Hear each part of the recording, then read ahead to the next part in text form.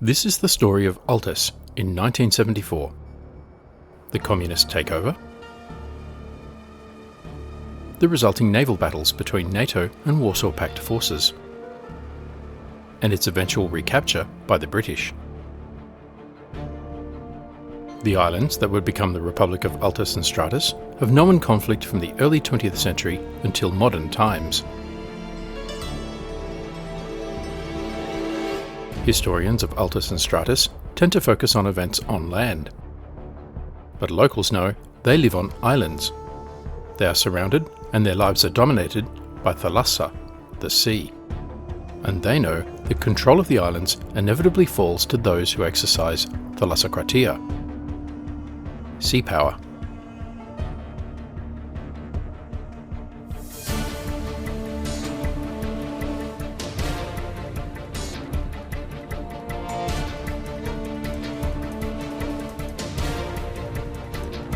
The KKAS, the new communist ruling party on Altis, moves to take Stratis, with the backing of some powerful friends.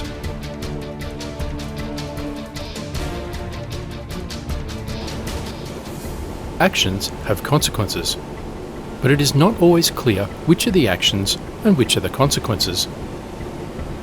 In this case, the captain of the Vikra, routinely trailing an American carrier task group, has been attacked without provocation by a large American destroyer. Or so he thinks. Little does the captain of the Soviet Nanuchka-class corvette know that the Americans are themselves responding to an unprovoked attack on one of their reconnaissance aircraft by a Soviet S-75 Dvina, NATO reporting name SA-2 Guideline, based on the island of Altis.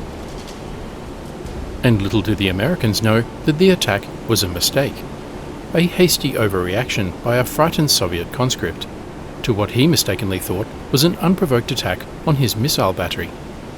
Actions, reactions, and counteractions, all of which are dangerously escalating the situation in the Aegean Sea towards a confrontation between the world's two nuclear-armed superpowers.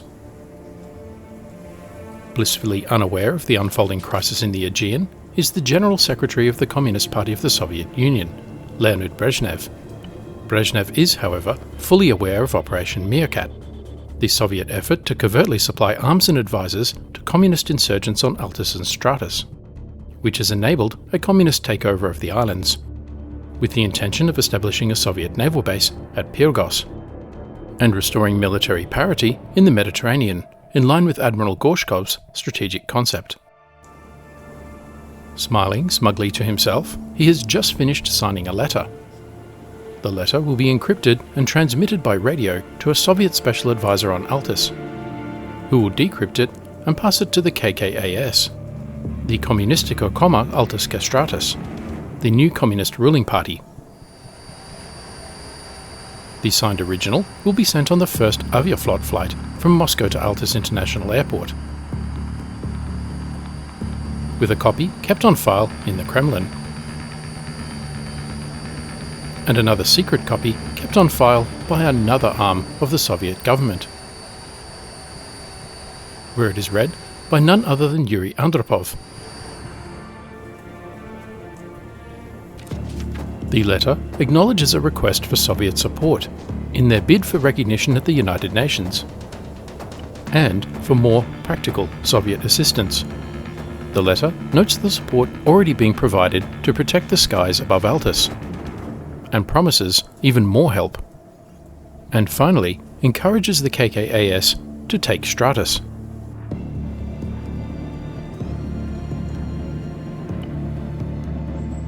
The next day, on Altis, a young insurgent with the inspiring nom de guerre of Lion, or Lion, stands outside what until days ago was the church at Pyrgos. He is here to attend a meeting at the church, recently requisitioned from its previous owner. In those few short days, the insurgent, whose real name is Georgios Akanteros, has risen from an unknown street thug to a triple murderer, having assassinated 3 policemen in cold blood during the revolution, and, by his ruthlessness, to the newest member of the Central Committee of the KKAS. The committee listens attentively as the letter from Brezhnev is read out. The Soviet military advisor then carefully explains to them the next step in the revolution.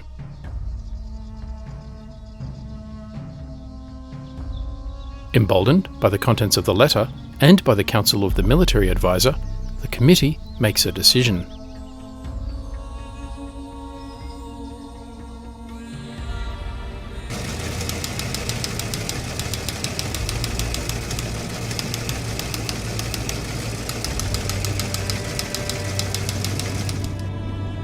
The Soviet submarine had been in position for the last 2 days, carefully monitoring the Stratis coastline and listening to marine traffic moving from the Dardanelles to Thessaloniki in the west and Crete and the Mediterranean to the south.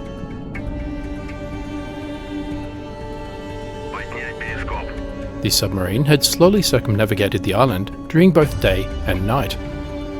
New surface contact detected. Multiple hostile ground contacts detected. Periodically examining the coastline through the periscope and taking careful note of any activity or sign of prepared defences, such as the military trucks she spotted moving up and down the Camino coast.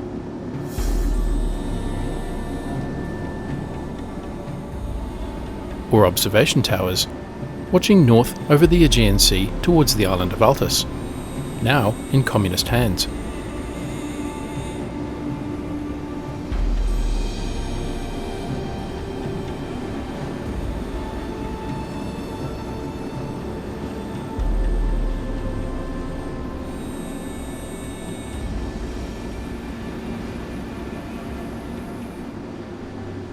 As the sun slowly sets on this last foothold of British colonial rule in the northern Aegean, will it ever rise again? The submarine, from OS-52 of the Sovetskaya Pyataya Eskadra, or Soviet 5th Squadron, silently continues her clandestine reconnaissance patrol. The diesel-electric submarine is a Soviet Project 641, NATO reporting name Foxtrot, a distant descendant of the German Type 21 U-boat. Each night, she is proceeded to snorkel depth to run her 3-columnar 2D42M diesel engines and recharge the 2 decks of batteries that run her 3 electric motors when submerged. But not tonight. Tonight, she has other priorities. As she rounds the southern tip of Stratis, the sonarmen report a new sound contact. Mindful of the mission, the captain decides it is time for the crew to practice their surfacing drill again. The submarine listens carefully for enemy surface units, using her Phoenix M hull array sonar suite in passive mode. NATO codename Trout Cheek, this sonar can detect contacts up to 18 kilometers away. Then she listens electronically for nearby ships or aircraft, using her electronic support measures suite. NATO codename Stoplight. New air contact detected. Bandits. This system listens for the distinctive radar signals emitted by ships and aircraft. Patrolling somewhere out in the dark skies over the Aegean, there are NATO aircraft. Emissions from their radars lighting up the scopes in the dark control room. But no hostile aircraft or surface contacts within detection range. Опустить мачту радиоразведки. She retracts the ESM mast. Then a quick scan with her I-band surface search radar, NATO codename Snoop Tray. Поднять радарную мачту. New surface contact detected. The radar has detected another surface contact. This one not detected by sonar or the ESM mast. But the radar is also an emitter and can give away the submarine's position to any nearby radar receivers. So, after a couple of sweeps and no additional returns, it is time to retract the radar mast. Опустить радарную мачту.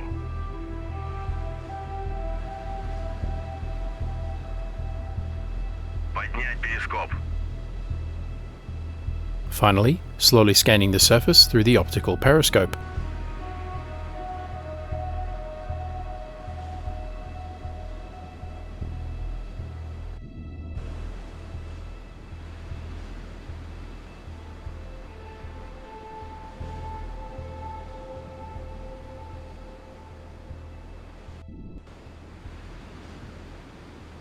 The seas around the submarine are clear. These sensor operators now analyse the data they have collected and try to classify the target. Most likely, it is a merchant ship, with a 4-bladed propeller on a single shaft, steam-powered, electric frequency of 60 Hz, and a large radar cross-section, probably en route from the port of Thessaloniki, not a threat. The submarine is now northwest of Stratis. The sonar crew have been getting intermittent convergence zone hits at long range off a surface contact to their north, somewhere off the coast of Altis. The captain's map tells him he is close to the port of Ahia Marina. He decides to take a look. Moving to periscope depth, the crew follow the now familiar drill. Sonar, then ESM mast, Поднять мачту радиоразведки.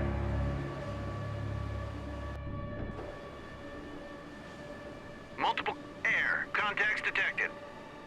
airborne radar contacts, but nothing close.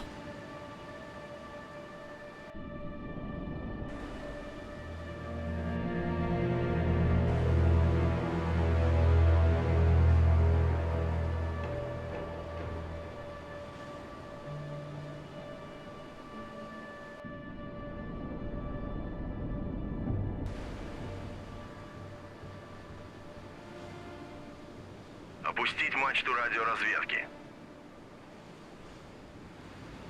Radar mast, Поднять радарную мачту. Multiple surface contacts detected. the captain nearly has a heart attack. His face goes pale as he looks over the shoulder of the radar operator. Multiple surface contacts to port, but nothing on sonar or ESM. Reading his face, the XO offers, "Fishing boats, probably." The captain nods and visibly relaxes.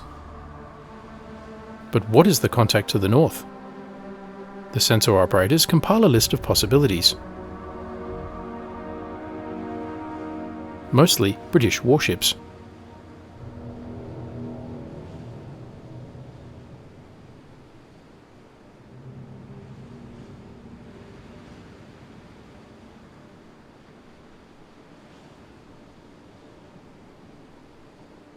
Top of the list is a British Leander-class frigate. 3-bladed propeller, 2 shafts, steam-powered, with a medium-sized cross-section, and operating surface search radar. The captain orders his own radar to switch off. Опустить радарную мачту. No sense in attracting attention, not now. Поднять перископ.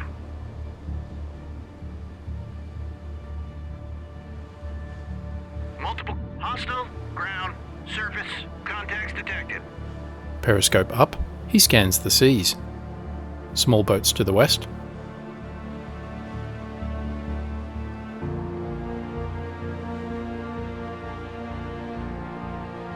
The coast of Altis to the north.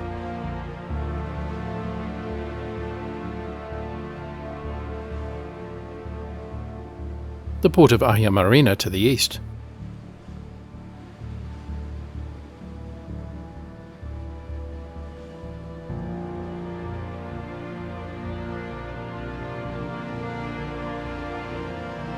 Down periscope. Опустить перископ.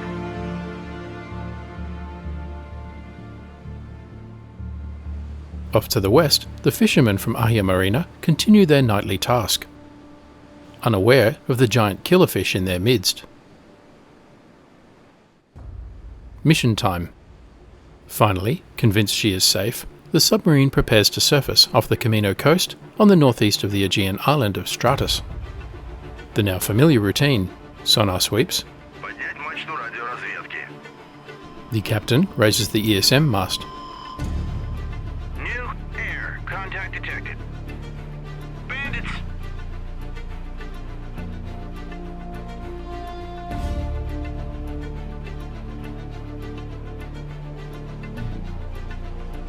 And the intermittent contact to the north. The submarine, crowded at the best of times with its 78 crew, is even more crowded on this voyage. It is carrying passengers. Опустить мачту радиоразведки. Next, the radar mast, Поднять радарную мачту. briefly so as not to attract the attention of any nearby warships. Multiple surface contacts detected. For the most part, they have kept to themselves in the forward torpedo room, huddled in nooks and crannies and catching up on sleep, avoiding conversation with the curious sailors. Inside, the leader of the group of passengers taps the boots of each man. One by one, they spring to life, checking their gear and applying boot black to their faces. Опустить радарную мачту. No surface contacts within visual range. Поднять перископ. Finally, a periscope check. Multiple hostile ground surface contacts detected. The captain notes everything he sees on the coastline.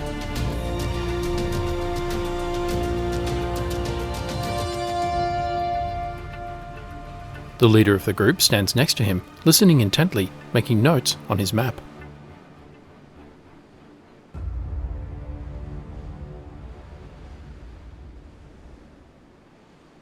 Опустить перископ. Есть занять глубину. 0. The captain orders the submarine to surface, and the group leader returns to the forward torpedo room.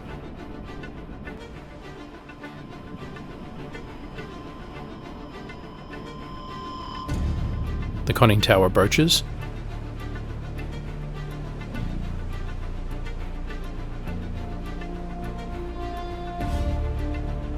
and the submarine surfaces, engines switching to diesel. Moments later, the passengers move down the narrow passageway to the control room amidships, avoiding eye contact with the political officer standing in the doorway of his small cabin to their left.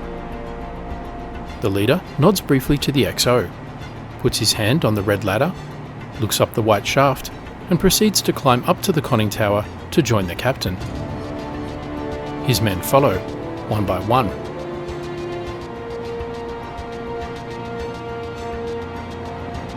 Minutes later, the passengers have disembarked. Crowded in a little raft after the submarine, they make their way to shore. Satisfied, the captain orders the submarine to submerge. Есть занять глубину. 32.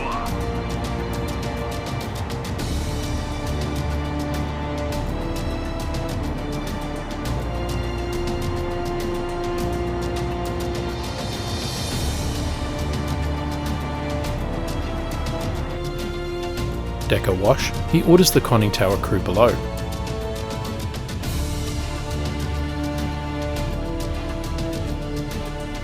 And the submarine slips quietly below the waves.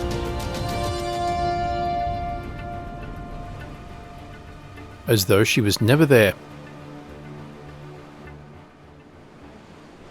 Прибыл на позицию. The 6 men in their small raft move to the hostile shore. The team is a detachment from the Soviet Special Purpose Forces. Their team leader, a former member of the recently re-established Morskaya Pechota, Soviet naval infantry. This is not his first beach landing.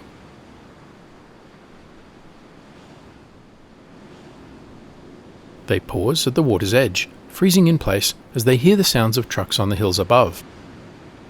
Have they been detected? Already? Is there time to abort?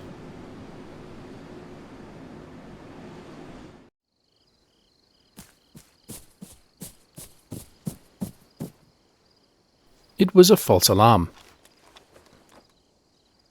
The small team are now ashore. Their mission is to conduct final reconnaissance of the site of a beach landing later that day. Intelligence has told them to expect small groups of soldiers from the Altis Fusiliers, no more than a platoon in total. They are not expecting much resistance. Instead, to their surprise, they find no resistance at all. Signs of defences, but abandoned.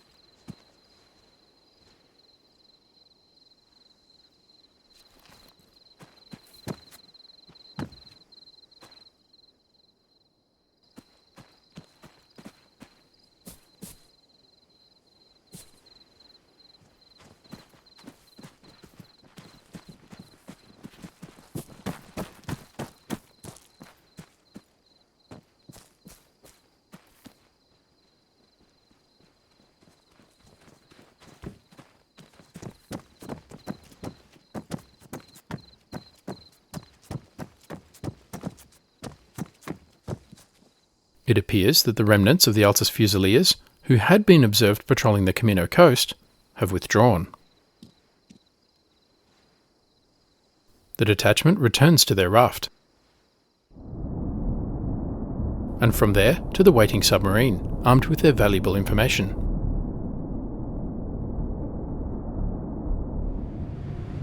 Their report is radioed by the submarine to the Gromyashichi BPK 673, taken to the bridge, and read by a Soviet advisor, huddled in conversation with the ship's captain. The advisor has spent the last few weeks on Altis, helping the KKAS guerrillas effect their revolution.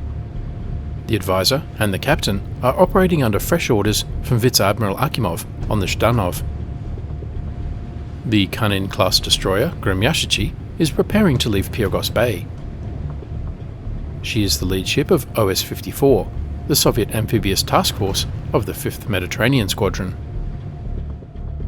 In addition to Gromyashichi, the flotilla also consists of a single T-43 class minesweeper, 2 Tapir class Bolshoi Desantny Korabl or BDK, NATO reporting name Alligator, and a merchant ship, the MV Friedrich Engels.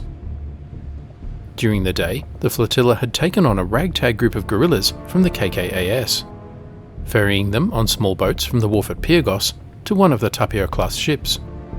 The guerrillas are headed to Stratis to complete their revolution, and the Soviets will put on a show.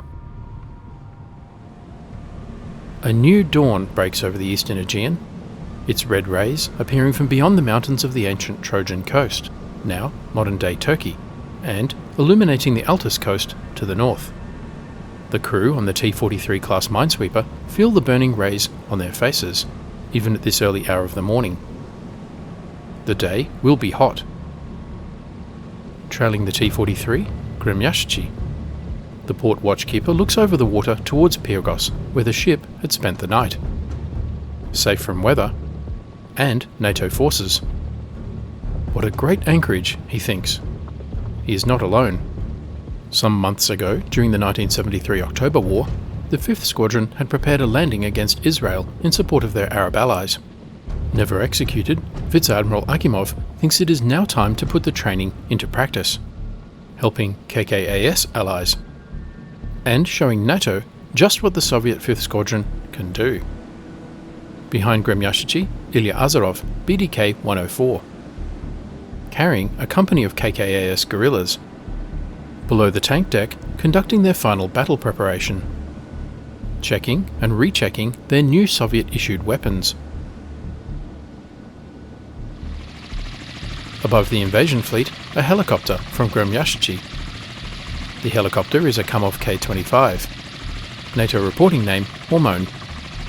The flight crew are keeping an eye over the waters around the fleet. Behind them in the compartment, of all things, is a Soviet camera crew. The photographer peers out the small window, bringing his camera up to take a few shots of Stratis. As he does, he notices a radar dome in the distance. He points it out to the crew chief, who talks into his headset. The helicopter rapidly descends, taking no chances. The helicopter crosses the coast and prepares to land on a hill overlooking the invasion beach. The camera crew disembark and set up their shot. The helicopter now lifts off and radios back to Gromyashichi.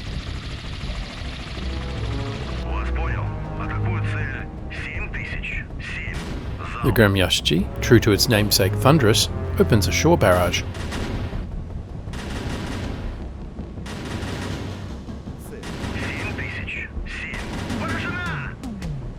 The first salvo ends and the fire control radar switches off.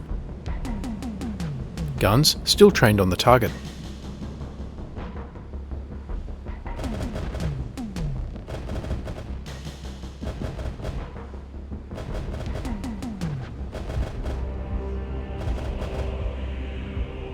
Rounds impact the Camino coast. Terrifying if anyone was there to see. But only the camera crew are ashore, filming the spectacle.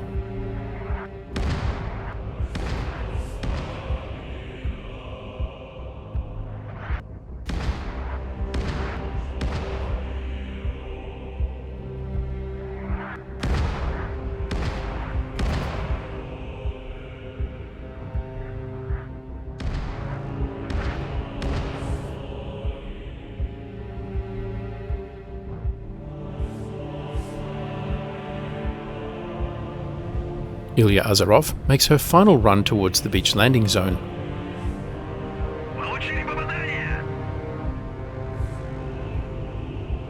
Slows to a stop and discharges her cargo.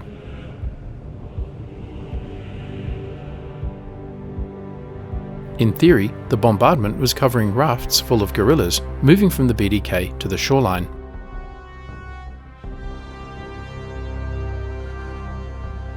But as expected, the landing is entirely unopposed.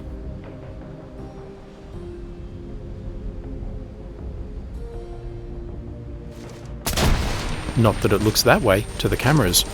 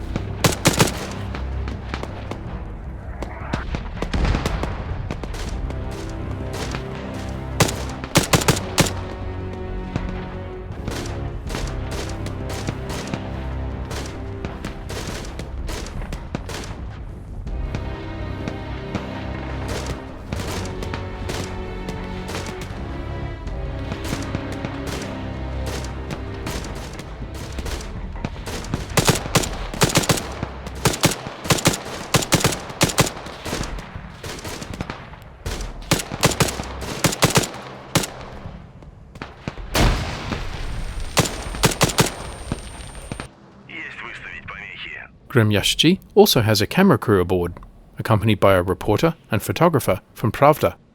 They have finished filming the carefully choreographed bombardment of the empty beach. The captain has another surprise in store for them. A few words and they train the cameras into the skies to capture a spectacle. Much like this Potemkin invasion, impressive but meaningless. By mid-morning, the beach is secure. Not hard, as the landing was unopposed. Roger. The only casualty, a guerrilla who slipped while disembarking the landing ship and hit his head, causing a nasty gash that was quickly treated aboard. But the footage will show a Soviet-style beach landing. KKAS guerrillas, supported by the Soviet Navy.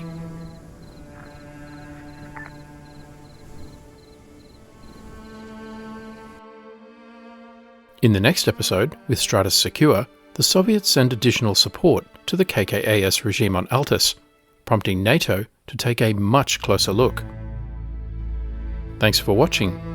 Please remember to like, comment, subscribe and donate, and stay tuned for the next episode.